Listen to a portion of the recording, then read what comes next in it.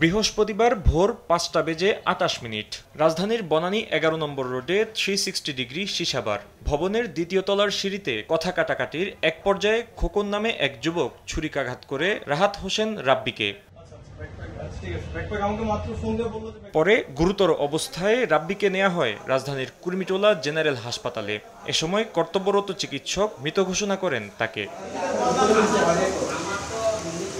এ ঘটনায় বনানী থানা পুলিশ জানায়, দ্রুত হামলাকারীদের গ্রেপ্তারে শুরু হয়েছে অভিযান। হত্যাকারীরা রাব্বির পূর্ব পরিচিত এবং তারা নিয়মিত এ শিশাবারে যেতেন বলেও ধারণা পুলিশের।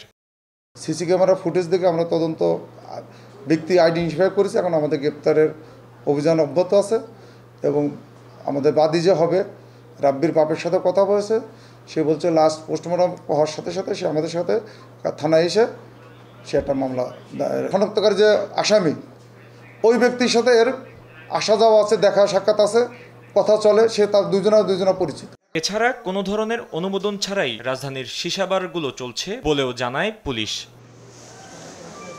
ফাহিম ইউসুফ, দেশ টিভি, ঢাকা।